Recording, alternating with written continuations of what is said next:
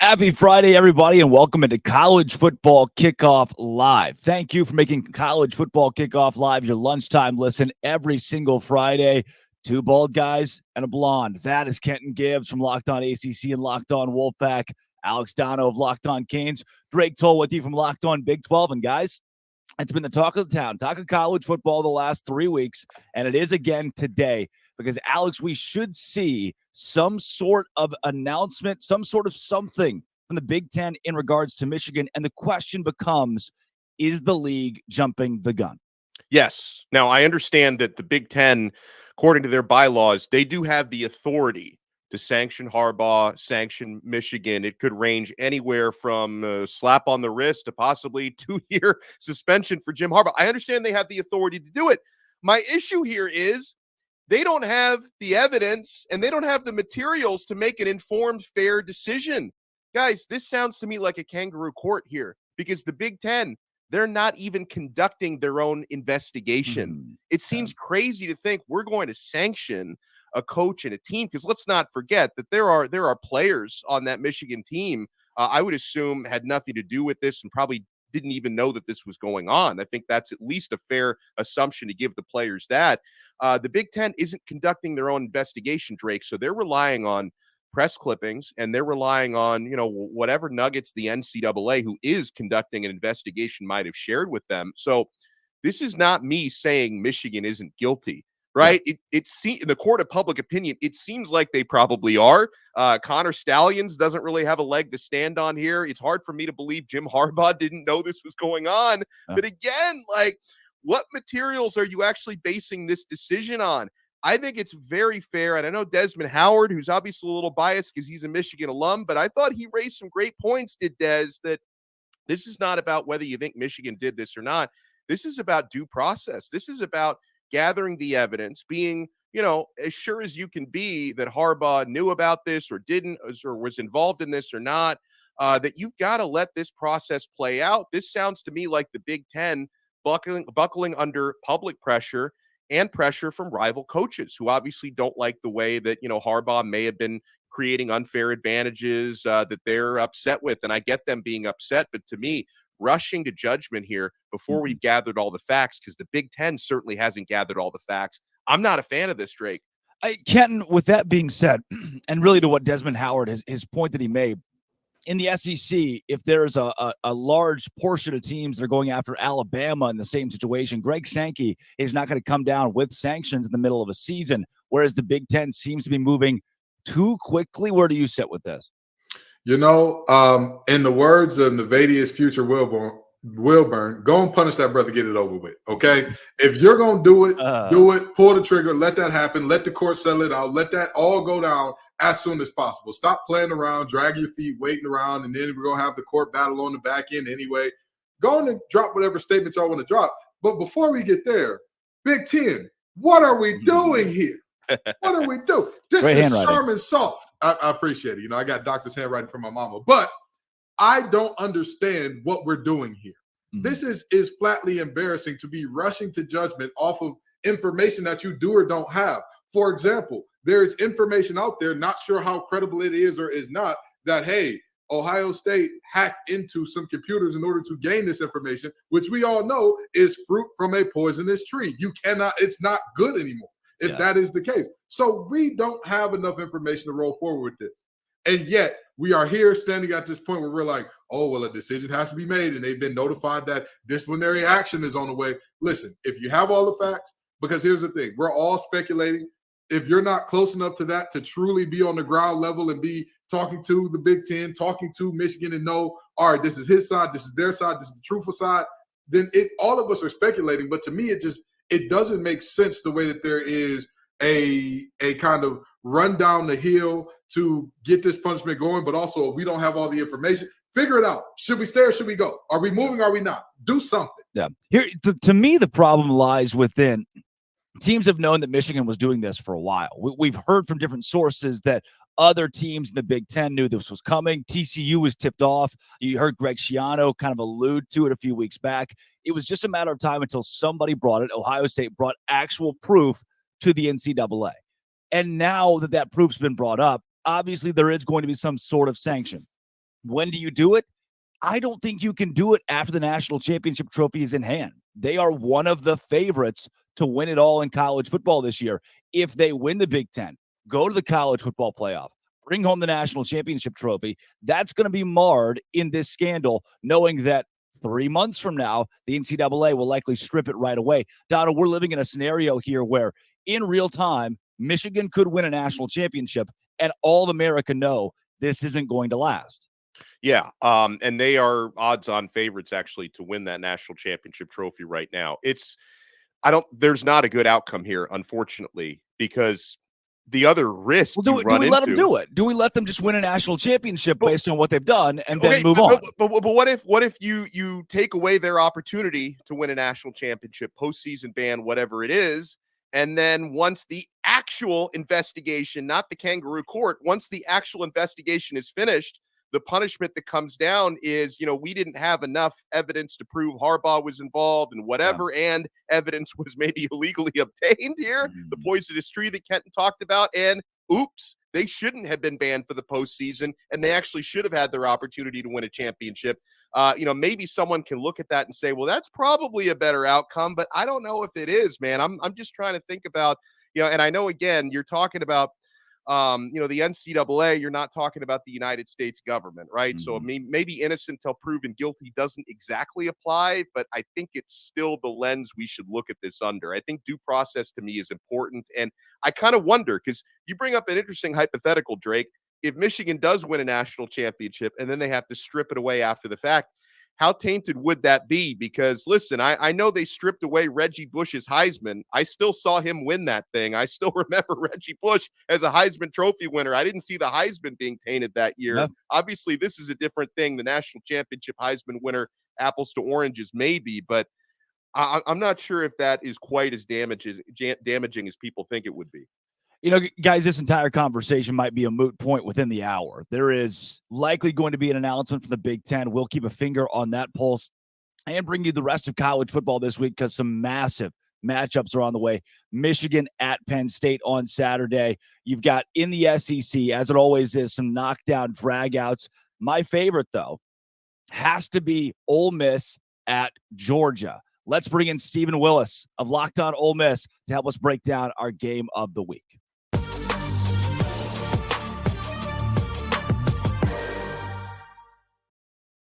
Stephen Willis of Locked On Ole Miss here with us on Locked On College Football Kickoff Live. It is a top 10 matchup, this game being played at 6 p.m., a night game in Athens. Stephen, if the Rebels are going to win it, how are they going to do it? How are they going to do it? I mean, there's been a whole bunch of teams that have asked that question over the last 5 years, and I think the situation is you need players on offense that can make plays against that defense, and that defense isn't exactly as good as what Georgia's defense normally is. But don't get anything wrong. They are still good. But Jackson Dart and Trey Harris, who was not available for the Alabama game, can stretch that defense downfield. Quinshon Judkins can force that. Cody Schrader from Missouri went over 100 yards last week. So you have the offensive firepower to be able to affect that defense. Now, Georgia, their middle linebacker and their quarterback of their defense got injured against Missouri. So they're going to be breaking in a new guy. Ole Miss goes as fast as anybody in the conference. And they honestly, on offense, they can rely on bust. And they scheme things up to where they're a bust in the coverage. So if you do not have a quarterback lining yourself up, that is going to make those busts more possible. And also, this Georgia front seven probably isn't as good as what it was. Jalen Carter and Jordan Davis is not walking through that door for the Georgia Bulldogs. So they're alternating like a run defensive end and a pass defensive end, and the tempo can kind of take that away. And honestly, other than quoting Miracle and doing all sorts of good luck charms, that's about all I've got, guys. So let me ask you this. In terms of this game, everybody talks about Georgia and what their weaknesses are and how you look to combat those.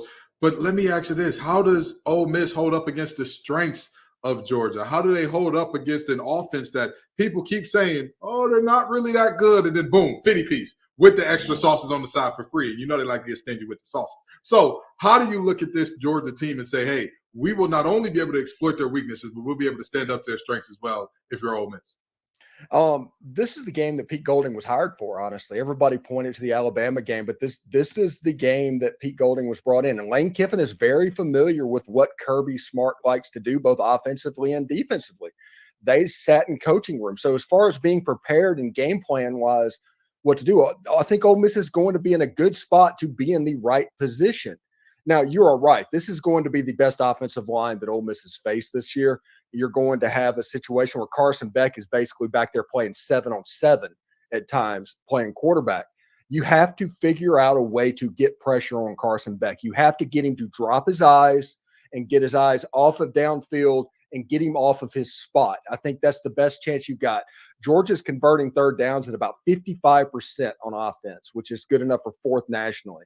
Their defense, they're giving up third down conversions at 26%, which is good enough for three nationally. So it doesn't take a rocket science to know that whether you can stay on the field and whether you can get off the field is likely going to determine this football game. Talk to me a little bit more, Stephen, about Quinshon Judkins, because I think he's got to be one of the keys to victory here for Ole Miss. 5 touchdown runs in his last 2 games. He's hitting his hottest point at the season, hopefully at the right time. How do you see him matching up against Georgia, and how crucial is he going to be? I honestly, I think Quinshon's the best running back in the SEC. Now, Cody Schrader did have some success against Georgia, but that's kind of an aberration against that defense. 120 yards is not the expectation, no matter who they're playing against. Occasionally, teams go off, even to go back to when Kirby was at Alabama. Generally, 65 to 85 yards. If you're in that range as a top tier running back, you've done enough to affect the linebackers to allow you to create shots in the passing game. I mean, it's the same formula to beat Georgia as it would have been the same formula to beat Alabama in 2013. It's the same thing. You need a mobile quarterback, you need shots downfield, and you need to be able to stick with the running game. It won't necessarily always be effective. You might see a stat line from Quinshon that's 20 carries and 85 yards and a touchdown, but Quinshon had a monumental job with this Georgia defense. And if Ole Miss can do that, I think they'll be in pretty good shape. Stephen, as you look at the SEC West, the way this will shake out for the Rebels, the SEC championship's in God's hands now. That's Alabama. They're likely not going to lose the rest of the way. What is the overall goal then for this Ole Miss team? Honestly, my prediction, and I've been preparing people on my show that 2014 TCU, that's probably about to be in the cards for Ole Miss. But I think Ole Miss's path is they beat Georgia. Georgia beats Alabama and eliminates them, so they don't become a question anymore. And you hope to slide into that 4 slot. You hope for chaos. You hope that the NCAA comes down on Michigan. You hope that Ohio State loses to Michigan. You hope that Oregon beats Washington, those games, and you don't need Texas to win the Big 12. And you're just hoping that you have enough to get to that 4 spot, because what I think is going to happen, and I'm not going to go out and say they're corrupt or anything like that, but after the game, Ole Miss is going to go up, and going after that Mississippi State game, whenever that poll comes out, Ole Miss is going to be sitting there at 4th, and then after the championship games, Ole Miss is going to slide down to 5th or 6th. So you're saying there's still college football playoff conversation in Oxford as we speak, without the SEC championship really on the table? Yes, the conversation is there. We are not dumb. We know that it's a long shot, but it's not like so you're telling me it's a chance long shot, but it is a long shot. But you're still playing meaningful football games in November. And honestly, this is what I've been telling people that have been listening to my show. This Ole Miss Georgia game day being at the game, they don't go to games in November that don't mean anything. No. And you're going to win one of these eventually. And it's important to keep getting into them. It's what Clemson did before they broke through in the mid 2000s or whenever, that they kept getting the opportunity and was Clemsoning. Everybody knows about Clemsoning. And then all of a sudden Clemson got through and they hit that next level. One of these games, as long as Ole Miss keeps going down this road and getting this opportunity, Ole Miss is going to kick the door down.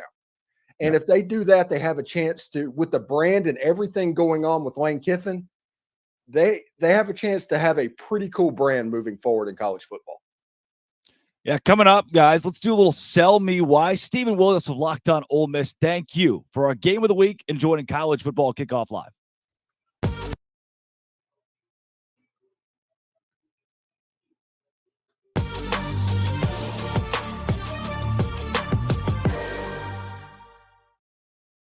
Passion, drive, and patience. What brings home the winning trophy is also what keeps your ride or die alive.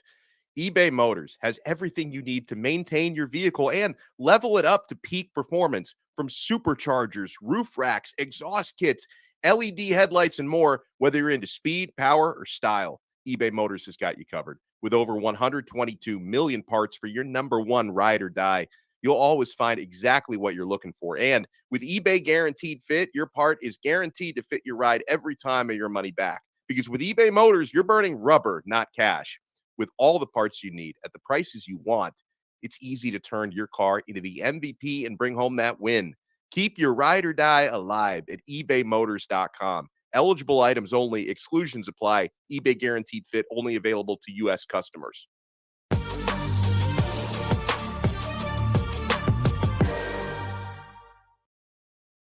Guys, it's time to jump into my favorite segment this week. I'm going to try it. Do it. Give it to us. We need it. Tell me why. Some things never broken. Some You things are never broken. The Kentucky Wildcats play host to 8-1 Alabama. The Crimson Tide come in hot. The Cats are 10.5-point underdogs in that one. Here's Lance Dahl of Locked On Kentucky to tell us why Kentucky can cover. Kentucky football takes on the Alabama Crimson Tide tomorrow at 11 a.m. It could be a very difficult matchup for the Wildcats, but a reason they may cover that 11-point spread is the way Liam Cohen likes to run his offense. As of right now, Kentucky is one of the slowest teams in the entire country, maybe slowing the pace down and allowing running back Ray Davis to take over on the offensive side of the ball will limit possessions for the Crimson Tide and give more to Kentucky. Another reason why the Wildcats may make this one competitive and stay underneath that 11-point spread is their turnovers. Right now, they are one of the best defenses in the SEC when it comes to creating takeaways, as opposed to a season ago. Maybe Jalen Milroe forces a couple of errors early in this one, and it allows UK to keep this one competitive. Yeah, never drink downstream and never bet against the Alabama Crimson Tide on a 10-point spread. That's where this one's landed at FanDuel. And God, I don't know. I can't. I don't think I can go against the Crimson Tide, who has been so good lately. So I love Lance. He does a fantastic job, but this was one of those sell me wise. Let's say it right here. I'm glad you opened with that. We know exactly where you're going. It's like I do love it. Great guy, He's great at his job. Sandwich method. That's what we're doing. This is one of those sell me wise where I can't tell if he's trying to convince us or convince himself. Like these are the reasons why they may cover that spread. Yeah, they're not covering that spread. The Tide have hit their stride. Like this is vintage November Saban. Milroe, that defense, all of it, guys. The double-digit spread is not scaring me from the Alabama side on this one. They're going to win and cover comfortably. Yeah, I can't. I feel like Alabama with Milroe has found its footing now. All the questions from that Texas game have really been put to rest. The Tennessee game was a big part of that. And since that Tennessee game, the Tide have rolled again against LSU. I'm all over Nick Saban. So here's the thing about this Kentucky team for me. Their last 3 games against SEC teams with winning conference records, only one of them, they've all been losses, and only one of them has been a single-digit loss. I mean, with all due respect, you lost to Georgia by 38. You lost to Missouri by 17. 10 points for Bama, that's fine. They'll cover. That's I'd love to say, I love Sweet Baby Ray. I'd love to say that Devin Leary delivers. I'd love to say I can't in good conscience tell these folks to put their money down because I don't want anybody coming after me saying, you sold us why? And now I got to sell my house because they outside with them SRTs talking about they just want to talk. You should have went to FanDuel anyway because they wouldn't be outside the house like that. But, I can't do it. Yeah, I am. We're all going Alabama, it seems, unsold on the very first Sell Me Why of the week. Let's go into another high-octane matchup. The USC Trojans headed to Eugene, Oregon to face the 8-1 Oregon Ducks. The Ducks are 15.5-point favorites. Here's Spencer McLaughlin to tell us why the Ducks can cover that spread. Oregon favored by 14.5 points against USC at home inside Autzen Stadium this week. Can they cover that number? Yeah, they're very capable of doing so. Spencer McLaughlin here of the Locked On Ducks podcast. USC's defense doesn't have Alex Grinch as its defensive coordinator. That doesn't change all of the underlying issues that they've had. It's possible they play a little bit better, inspired with better play calling than they've had with Alex Grinch at the helm. but they're not going to suddenly become a unit that can be the first team this year to hold Oregon under 30 points. This offense is rolling, number one scoring offense in all of college football. Bo Nix is making great decisions. Oregon runs the football very well. And Washington, a subpar running team, was able to go for over 300 yards on the ground on the road against USC last week. Bucky Irving and Jordan James are both averaging at least 7 yards per carry this season. The Trojans defense is going to have a difficult time stopping this Oregon offense. Even if they find a way to load the box and slow up the ground game, Bo Nix is going to be able to throw the football as he has all season long. USC's defensive struggles are why they could struggle to cover 14.5 points. Dono, as we break down the performance of our hosts coming into the Sell Me Wise, that's one of the best ones that I think I've heard, in that Spencer gave actual numbers, real numbers from the ground game. This wasn't a, hey, I'm trying to sell myself. It was statistically, analytically, the edge is with Oregon. It's just a matter of if that edge is worth 15.5 points. Yeah, he sold me that Oregon can and very likely will cover that big number. I'm staying away from this for a simple reason. Mid-week, mid-season coaching changes, coordinators, head coaches, that just, you don't always know the way a team's going to respond from that, okay? Now, for one thing, we know USC can score. They did it against Washington and Oregon. I think, obviously, Washington has a head-to-head over Oregon, but Oregon, excellent team, excellent defense. USC can score on just about anybody. And, they didn't leave Mr. Grinch around long enough to steal Christmas. They got rid of him. When your defensive coordinator gets fired, that's an embarrassing thing for players. They respond typically with the fire, lit under their behinds with that sort of a situation. So I'm staying away from it. I think the number's 14.5 now. So it's even come down just a little bit, but I'm just going to sit this one out and enjoy the game because I think a lot of points are going to get scored. Yeah, Kenton, the players walked in on Monday and Alex Grinch was not there. A coaching change in the middle of a season, as somebody who played the game at the collegiate level, does that, you've seen it a few times nationally, does it give a team an edge? These players, do they play with a different fervor? Absolutely, but I'll also say this, it's not a guarantee. This thing is a big boom or bust potential type of thing. It's rare that you see a coach get fired and they're the same defense.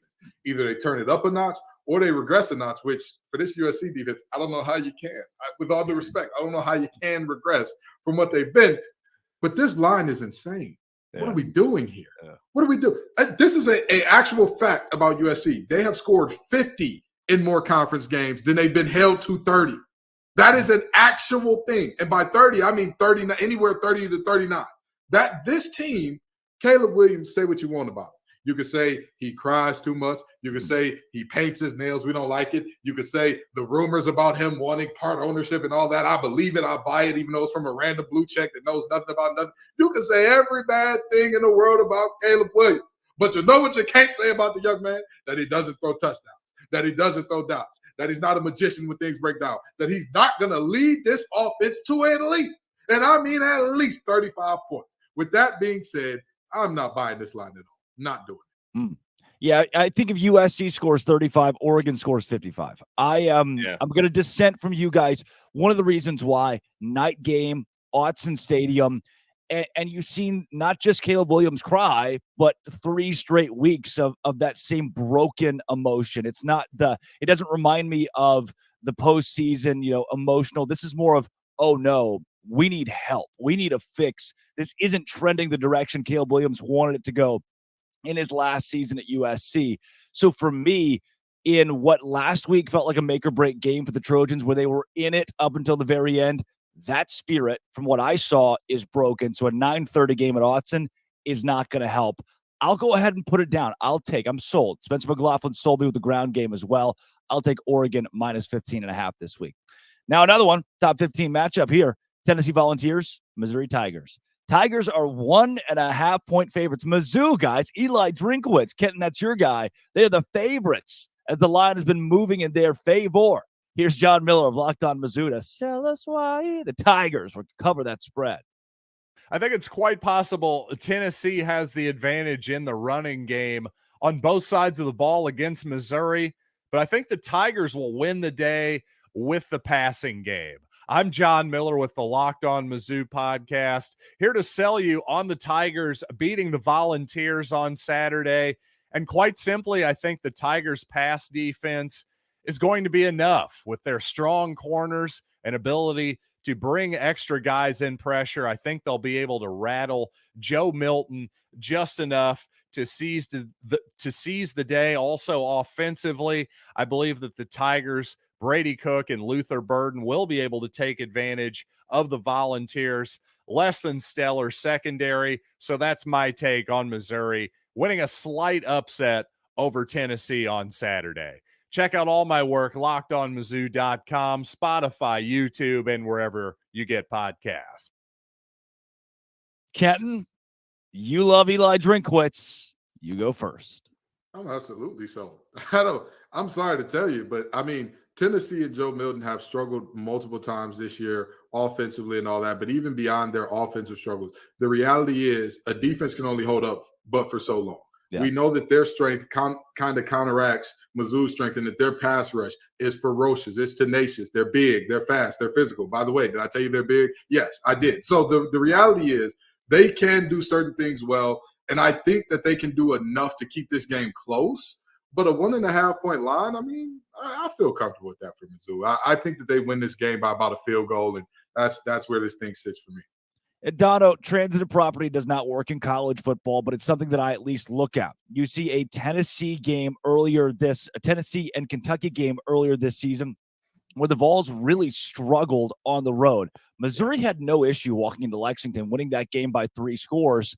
To me, when you take the similar matchup balances, I just don't see a way in which a Missouri team that has been more talented on the field and is playing at home loses this game against a Vols team that's been so inconsistent. Yeah, I mean, this is basically a pick 'em in terms of the betting odds. When you're talking about 1.53 is usually the magic number for me, where I really have to think. In this case, I think the better team is at home. Being at home, it's going to help out the better team. I'm going with Mizzou. Like, I guess what they would have to watch out for here, and I think they are equipped, of course, to get a comeback if they need it. But can you limit Tennessee in the first quarter? Because Tennessee's superpower this year has been outscoring opponents 89-29 in the first quarters this year. So that's another path to victory for Mizzou. Slow them down, keep the game tied in the first quarter, or have a slight lead. You should be able to roll the rest of the way. I don't think they're going to win by much, but maybe a 3 to 7 point win in Mizzou's favor is the way I go here. Kenton, I'm a firm believer that any sort of morale boost or moral victory doesn't exist in November. By this point of the season, we're not learning who we are as a team and trying to secure moral victories. You got to win it on the field, and Missouri didn't do that against Georgia, but I'll give them the benefit of the doubt here. They played the number 1 team in the country, number 2, I guess, to a tight one, 30-21. Is there momentum for at least a program like Missouri, who's not usually at the forefront of college football, to be taken from that game into the matchup with Tennessee? I mean, I think the big thing for Mizzou is the fact that not only were they close in that game, but they've won other big games this year. They went into that Kentucky game. Who believed in them? Who said, hey, this is a Missouri team that not only will they win outright, they will dominate? That was you. I mean, hey, I remember that. Good question. No, but very seriously, I was on a very lonely island there. You know what I mean? Yeah. And you look at this Missouri team, and they've shown up and shown out time and time again and played better than what people expect from them. You look at them against Kansas State earlier this year.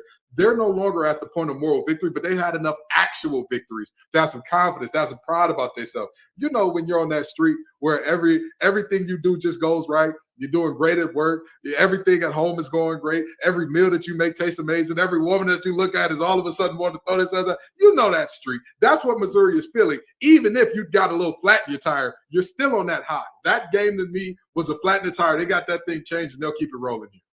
Well, guys, we've got hot seats. We've got Nittany Lions. We've got all kind of stuff coming up over the course of the rest of the show, including our best bets and picks for this week's college football slate. But first, let's pitch it to Dono.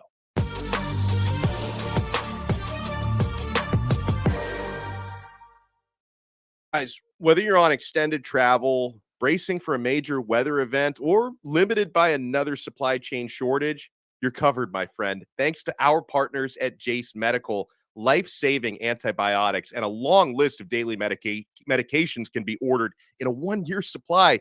Even ED generics for Cialis, Viagra, Revatio prescriptions. Go online right now at jacemedical.com to receive your 12-month supply on your daily medication. Remember to use promo code Locked On, all one word, Locked On, at checkout for a discount as well. A verified customer had this to say about Jace. I'm thankful for this service. Supply chain issues caused me to cut pills in half to have it. I ordered most of my daily meds with a year's supply. I also ordered the antibiotic kit. I feel secure now. Prices are lower than local pharmacies. I highly recommend this for everyone. If you or someone you love would get some peace of mind by having a year's supply of any daily med, go to jacemedical.com. That's JASE medical.com to see if it's offered for you. Remember to use promo code Locked On for $20 off your purchase.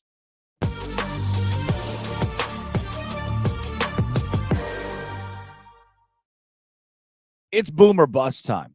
Kenton Gibbs. I'll tell you this.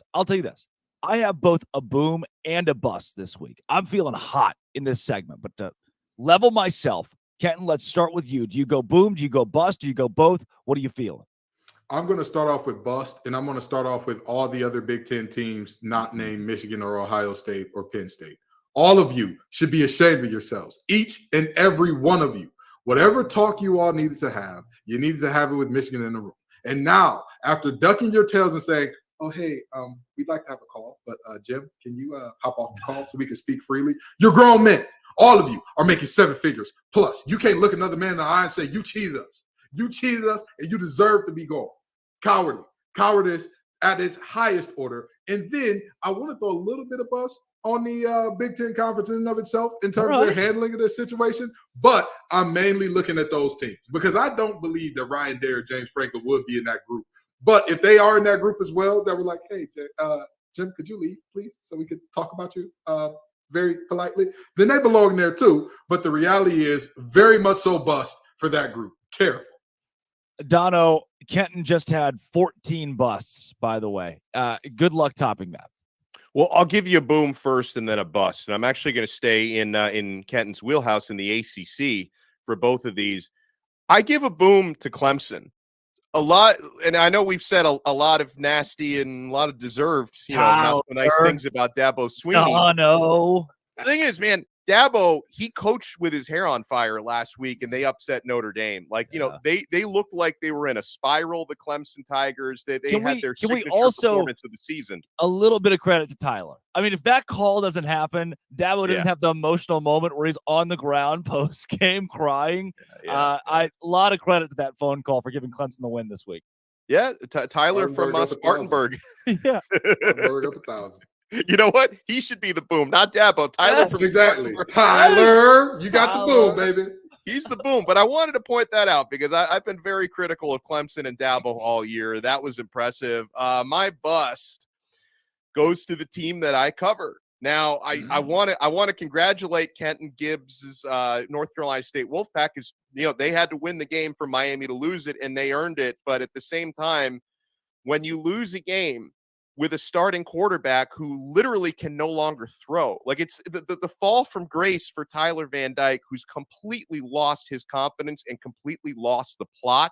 Yeah. And, everyone's wanting, Miami's got Florida State this week and they're 2 touchdown underdogs. And everybody's wondering, is there going to be a quarterback change? Should there be a quarterback change? Because your backup is a true freshman. But Tyler Van Dyke, guys, in his last 4 starts, the Miami starting quarterback has thrown 10 interceptions. In his last 4 starts, he's thrown 11 INTs on the season, which is the most of any Power 5 quarterback. And not all the blame, most of the blame, but not all the blame goes to him because I think Miami's offensive coordinator can do a much better job. He's also the quarterback's coach. Shannon Dawson can prepare him better for these situations, can try to scheme around these issues a little bit. But, Miami puts up 6 points against NC State last week. That was a massive bust for me. Yeah. Guys, I told you, I'm excited for the segment today because I'm going to start in the Big 12 where I camp out. Oklahoma, what a bust. You go on the road against an Oklahoma State team that cannot throw the ball. They're handicapped throwing the ball with Alan Bowman, who's 27 years old and was a coach at Michigan for 2 years. And now you know what Oklahoma State's going to do. You still find a way to lose 27-24. The eternal scoreboard. Look, Oklahoma's won 91 matchups to Oklahoma State's 20 over the course of that rivalry. And the eternal scoreboard says Cowboys. That's a bust for Oklahoma this week. I'm going to give another bust to a guy named Colin Klein. You all remember he was a Heisman candidate at Kansas State, and now he's their offensive coordinator, and he's not very good at his job when it matters the most. Against Texas, an opportunity to win. He says, you know what? Let's spread it out with our quarterback, and everybody in God's going to know that we're just going to run it up the middle. That's exactly what they did. Texas sniffed it out. They brought down Will Howard, and after a missed field goal, Kansas State had another opportunity to score. And Colin Klein said, you know what I think we should do? Let's put one wide receiver in the end zone on a pass play and just hope it works. That's right, one wide receiver, 4 defenders, and it didn't work. Will Howard was brought down in Kansas State.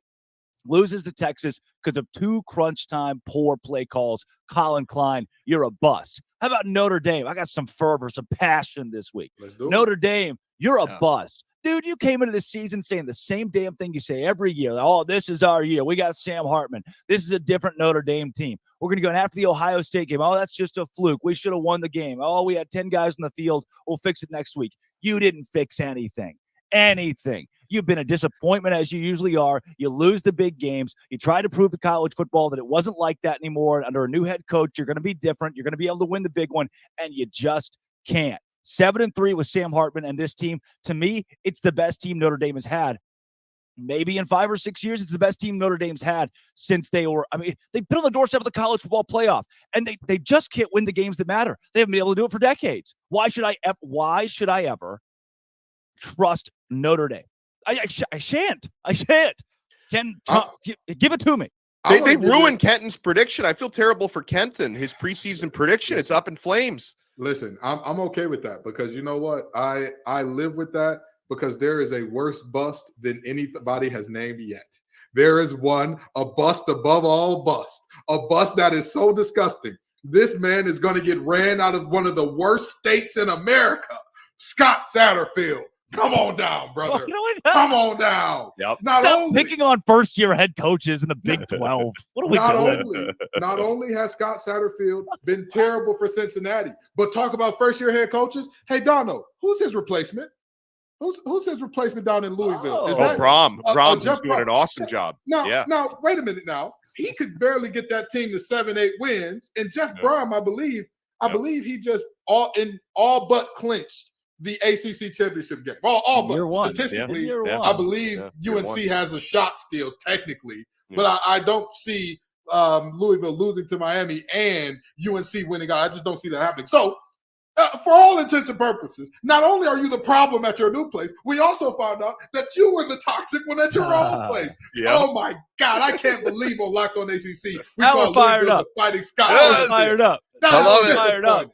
And I'll tell you what, this Howard Snellenberger Bowl, Louisville needs to go out there and put the brakes on Miami because I can finally say, Scott, it was you. You're the problem. You're the bad guy. Get the Swifties on the line. Play anti-hero for him because he's disgusting. If Miami can find a quarterback who can go a game without throwing an interception, that could be a tough one. I'm just saying, if they can find one of their 3 quarterbacks who can go through a game without an interception, they can give them a game. But Scott's sitting on his couch right now going, me? What are they? Why are they talking of the Cincinnati head coach in year 1? He's our bust this week. I love how he's probably tuning in to just in case we have any breaking news on Michigan, and he's like, I'm catching strays here. Me? They're talking about me? He thought he could avoid it. You cannot. To end on a positive note, before we get into our second game of the week, college football playoff contender still possibly could be UPenn State. Before we get into that, I do want to end on a positive note with Arizona. Jed Fish, man. 4-2 in the Pac-12. They didn't just beat UCLA. They pounded UCLA. They've gotten to 6-3. They are now bowl eligible. They have had, I don't want to say a gauntlet of a season. That's weird to say in the Pac-12, but that conference has been so improved that it's even more impressive what Arizona has done this year. I think their trajectory going into the Big 12 is they'll finish on the top half of a 16-team conference next year, which says a lot about a school that was the doormat of the Pac-12 for a long time. A wild turnaround for Jed Fish and company. They are on their way up at a rocket's pace. But guys, it's that time. Here we go. Zach Seiko, Locked On Nittany Lions. They've got a big game this week. Let's talk about it.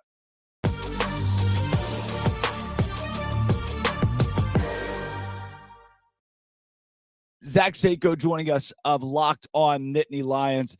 Zach, coming up this week against the Sign Steelers, what are the odds? What are the odds that Penn State pulls it off? I mean, the bookmakers don't really think it's that far off. The official sports book of Locked On has them as a 5.5-point underdog. So it's not like which doesn't make any sense to me why everyone makes this situation out to be that Michigan is overwhelmingly better, that Penn State is still not look, they're not a top 4 team at this point. They can definitely vault themselves back into the conversation, but we found out what Penn State's offense actually is. It's average. It's mediocre this year. Yes, there's a lot of talent at quarterback, but Drew Aller's still only a first-year starter. But they also went up against the Buckeyes defense that, unlike USC, figured out its problems. Jim Knowles is a good defensive coordinator. Alex Grinch is obviously, unemployed. For Penn State, they lost to the number 1 team in the country by 8 points on the road in Drew Aller's first big game, a true big game environment. Illinois was never going to prepare him for that. Northwestern was going to never prepare him for that. It was also a homecoming. Aller's from the state of Ohio. The entire state of Ohio was watching, family and friends. So now when you think back to it, that was not an ideal situation for that Penn State team in general. They got a reality check, a much needed one by a great team, a college football playoff contender. That humbles them to be a little more businesslike going back home to Beaver Stadium against Michigan. Now, I want to say this, Seiko, because last time you sold me. I was with you. I was there, and they let me down. I was sold too. They let me down. That offense let me down a little bit. But now, coming back, and we're talking about a Michigan team that has not allowed more than 13 points all season. And granted, they have not seen an offense with the talent that Penn State has. But what is it that's telling you, hey, not only can we put up more than 13, but we can also do enough to stop Michigan in that juggernaut that they've been, sign stealing or, whether it's natural, it doesn't matter. That's what they've been. What is telling you, hey, we can honestly get this one done? I mean, it's not about the offense. Yes, the offense needs to do its job, but that's what the identity of this Penn State team is. Like a Michigan, like an Ohio State this year, because this is not your CJ Stroud, your Justin Fields type of offenses. Ohio State, Michigan, and Penn State have resolved to this identity of, hey, let's play some elite defense, not turn the football over, because Penn State's been really good at that. 1 interception, 1 fumble. Drew Aller's got a 20 touchdown to 1 interception ratio in his first year of starting. Now, Penn State doesn't exactly have a cupcake schedule like Michigan does, but they played West Virginia. They did play Ohio State. And Penn State put up a 50 bomb against a Maryland team that we thought was better. Okay, I still think the Terrapins are fairly respectable. They did that on the road. It's about the defense. It's not about the offense. The offense just needs to play a clean game of football, be able to convert on 3rd down. Penn State also didn't have all of its guys available in that game, which restricted some offensive play calling. This time they do. They're in Beaver Stadium. So it's more about the defense. You have the number 1 and the number 2 defenses analytically in this game. So it's not on Drew Aller necessarily. Penn State's getting Chop Robinson back. Penn State's getting Amin Vanover back. Those guys were missed for a majority of the game against Ohio State. Can you predict if they're going to be fully available in this one because of circumstances, right? They were hurt on fluke plays. Maybe not here, but you do anticipate that they're going to play a full 4 quarters against a Michigan offense that last year was running for 6.5 yards per carry, now down to 4.5. And may I remind you that schedule that they played, why are they averaging 4.5 yards per carry against that schedule? That's interesting that they're down a whole 2 yards from a year ago. And everything, Zach, you're saying about the schedule, it's why, for me, I can't wait to kind of really find out who Michigan is in this game, because you can only play the teams that are on your schedule. And, they've been merciless covering those FanDuel spreads left and right, but they haven't played anybody ranked until now. Okay. So I'm so curious as to how they're going to respond on the road against a team like Penn State. So you tell me, from a Michigan standpoint, when you look at the Wolverines, what scares you most about their team? Like what matchups do you think Michigan has advantages in? I mean, the defense, it's number 1 in the country analytically, but is this an easy test, right? Are you going to school? Are you going into high school and you're acing an easy test that you don't have to study for? That's how Michigan had it in 2022 as well, because I hate to admit it, I was convinced that Penn State was going to go into the big house and surprise them, as in, well, they're a little underrated here, so maybe they sneak up on Michigan. No, Michigan was being underrated at the time because, well, they had the easy schedule. They weren't prepared. Penn State's the best team they faced all season. So it's a similar setup. But now the statistics, the analytics actually do tell you something different. Penn State, for what it's worth, was in that Ohio State game. And the only reason I think they really lost was because they didn't have a Marvin Harrison Jr., and Ohio State did. Michigan does not have that. Roman Wilson can be covered by Kalen King. Roman Wilson can be covered by Johnny Dixon, Daquan Hardy. Marvin Harrison Jr. can't be covered by anybody. And it showed with 11 catches, 160 yards, 1 touchdown. I know the whole thing. But Michigan can't do that because they don't have that. And then to go along with the running game that's down from a year ago, Penn State's run defense held Ohio State to 1.9 yards per carry. They just held Maryland to negative 48. I know quarterback sacks are factored into that, but come on, the run defense took that 418 from a year ago personally, and look at the 180 that they've done. Zach, what do you think score prediction for this game? And even moving forward, we talked earlier with Stephen Willis of Locked On Ole Miss about outside playoff hopes. Is there still a conversation about playoffs for Penn State? And again, give me a final score for this one. Conversation, yes. This is the chance to save the season. Now, how is Penn State balancing that? Because when they had the pressure of, oh, this is your mountain, this is the one that's going to be a difference maker for your program, you fumbled. You lost 20-12 to Ohio State. But we know what that matchup was when we actually looked at it. Hindsight's 2020. Opportunity to save your season, but the circumstances are different. The matchup's actually more favorable for Penn State. Penn State is at home. Beaver Stadium is the most hostile environment. We're talking about, okay, best offense that Michigan has faced, best defense by far, all season up until Ohio State, and then best environment. This is the most hostile environment they're going to face. You're getting 2 elite defenses. You're getting 2 teams that do not like each other, that hate each other. So I liken it to an NFL division rivalry, meaning that I'm trending to a lower scoring type of game. I'm going to go Penn State 23-21 here. Call me Homer, whatever. I'm the host of Locked On Nittany Lions. So I am going to be a little more confident in my team in this case. But now it's not an emotional journey for your young starting quarterback into his hometown. It's Beaver Stadium. It's a team that got a much-needed reality check. And too many fans in State College and Happy Valley sold out on this Penn State team. James Franklin reads the tabloids. He reads the headlines. When you were praising him, it was easy for this team. I felt like they weren't serious going into that Ohio State game. It's now more business-like this time around. There's all the distractions from the sign-stealing allegations. Apparently, ESPN thinks that the Big Ten Conference is going to suspend Jim Harbaugh for this Penn State game, and then 2 to 3 others. Yep. It's just, how do you block out that noise when you are being in the national spotlight the way that Michigan is? For better, for worse, it doesn't matter. I think Penn State can get it. They definitely cover. And the official sportsbook of Locked On says 45.5. So my total is slightly under there. Coming up, Kenton Dono will pick that game and more in college football. Zach Sako, Locked On Nittany Lions. Thank you for joining Locked On College Football Kickoff Live. I appreciate you guys.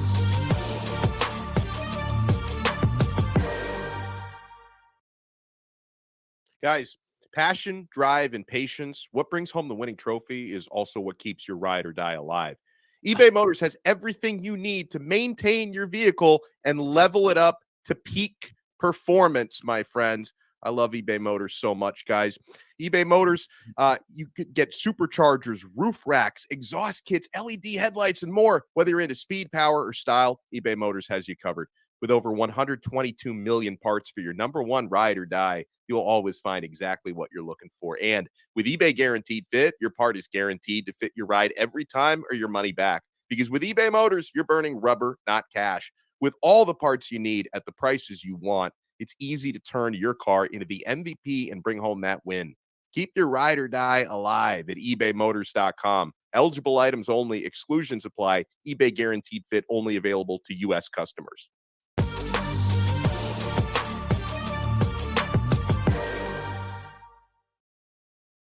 All right, guys, let's pick some of the biggest games this week in college football. I do want to throw a nugget in here for those that are listening live. Still no update on Michigan and where that situation will go, though I think honorable mention for the greatest tweet of all time, because we do know now that Jim Harbaugh is on the plane. He is going to Happy Valley. Honorable mention, greatest tweet of all time. Jim Harbaugh is racing through the airport. Tony Petitti runs after him, grabs a man in a Michigan hat, turns around. It's not Harbaugh.